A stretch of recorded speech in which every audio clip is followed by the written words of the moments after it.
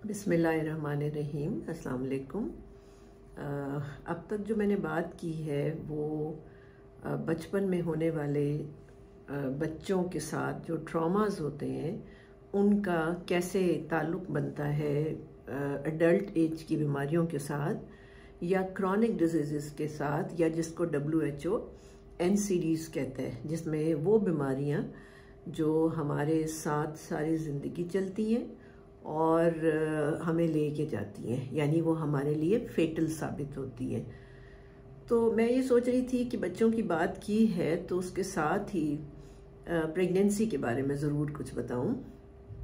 Pregnancy एक ऐसी female की हालत होती है जहां पर उसकी बॉडी ने उसकी जान के अलावा बच्चे की जान को भी देखना होता है। ठीक है, अनफॉर्चुनेटली हमारे यहाँ किसी भी लेवल पे सही तरीके से प्रेगनेंसी की अवेयरनेस, उसकी नॉलेज और उसकी केयर नहीं बताई जाती है।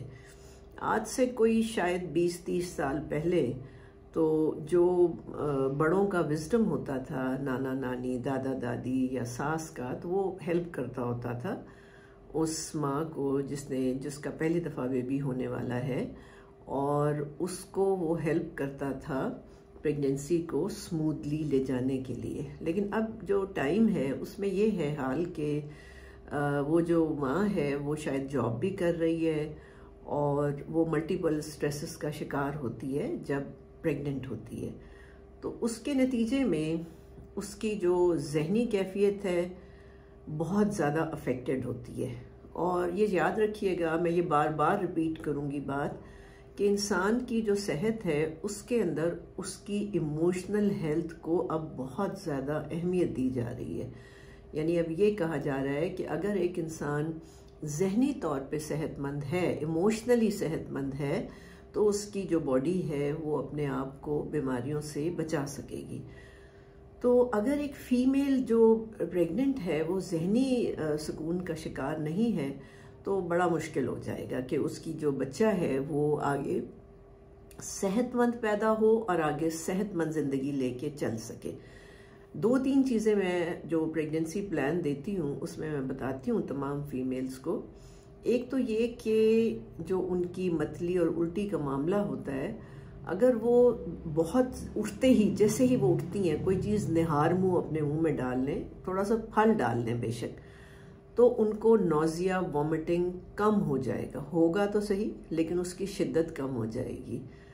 होता ये कि इनका चूंकि दिल नहीं करता तो ये घंटों नाश्ते नहीं करती, सारा दिन गुजर जाता है और ये नाश्ते नहीं करती, जिसकी वजह से तज़ाबियत बढ़ती चली जाती है और इनको अनीमिया हो जाता है, या इनको मैदे की तकलीफ़ रहती है और सर में दर्द रहता है। बहुत सारे मसाइल इनके प्रेगनेंसी से रिलेटेड आना शुरू हो जाते हैं because of their eating habits.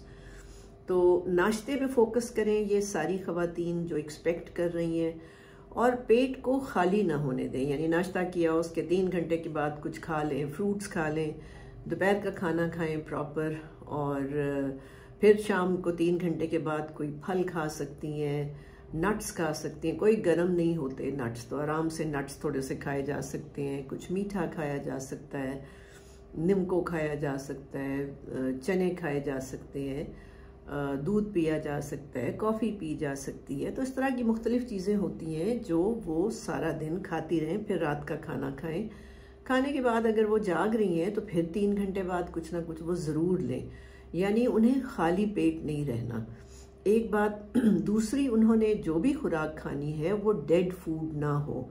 Chicken avoid करें, ये मैदे की तमाम चीज़ें अवॉइड करें, फिर कम से कम बाज़ार की चीज़ खाएं। अब याद रखिएगा, ये जो प्रोसेस चीज़ें होती हैं, जो केमिकल लोडेड फूड्स होते हैं, वो जीन्स को चेंज कर देते हैं।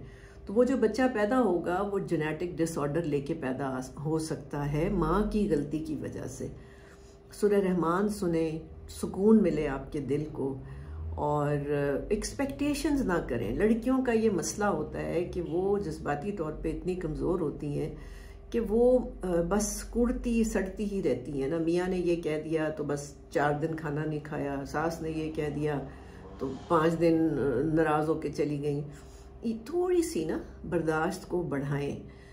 हमारा जो दीन है ना वो तो वैसे काफ़ी बर्दाश्त की हमें प्रैक्टिस कराता है, लेकिन पता नहीं क्यों हम बहुत दिन ब दिन नाजुक होते चले जा रहे हैं और हम ये चाहते हैं कि बस कोई मसला ना आए ज़िंदगी में। तो लड़कियों को मेरा ये मशवरा है कि मैं एक बहुत सख्त बात कहती हूँ जब बच्चियाँ मेरे पास आती हैं कि शादी हो रही है, आप कोई नसीहत करें, तो मैं उन्हें कहती हूँ भाई शादी करना या ख़ुदकशी करना बराबर है। तो वो बेचारी बहुत चौंक सी जाती हैं कि बड़ी नेगेटिव बात कही है डॉक्टर साहब ने। तो उसमें कहने का मेरा मकसद ये होता है कि अगर आप एक्सपेक्ट नहीं करेंगे, जैसे अपने माँ बाप की खिदमत करते हैं, जैसे अपने माँ बाप के घर में हैं, अगर आप एक्सपेक्ट ना करें कम से कम 1 साल तक, तो फिर आपके बारे में जो घर वाले होते हैं वो आपका मुकाबलतन आपका लिहाज शुरू कर देते हैं। मुझे पता है आप में से सब लोग कहेंगे ये कि मैंने बड़ी आसानी से ये बात कह दी, और हो सकता है आपके घरों में वाकई जुल्म हो भी रहा हो, लेकिन बर्दाश्त करें,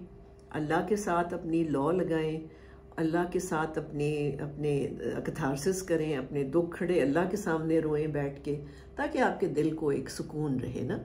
फिर वज़न देखें, प्रेगनेंसी का एक रूल है कि वज़न जो है ना वो कोई 7 to 14 kg बढ़ना चाहिए। अगर इससे ज़्यादा आपका वज़न बढ़ रहा है तो ये वो वज़न है जो सारी ज़िंदगी आपके साथ चलेगा, और जो मर्ज़ी आप करती रहें फिर ये वेट नहीं उतरेगा। तो वज़न का अपना ख्याल रखना है, थोड़ी सी वॉक ज़रूर करनी है, और दुरूद शरीफ पढ़ें ताकि सुकून रहे। मैं बार बार सुकून की बात कर रही हूँ। अगर सुकून नहीं होगा ना तो फिर वही जो स्ट्रेस है वो फिर जेनेटिक डिसऑर्डर्स की तरफ जाएगा, और बच्चे में ऑटिज़म हो सकता है, ADHD हो सकती है, कुछ भी लेके वो बच्चा पैदा हो सकता है। तो ये मैं कुछ छोटी छोटी बेसिक चीज़ें बताना चाह रही थी कि उम्मीद है कि इससे यकीनन उनको फ़ायदा होगा। Thank you.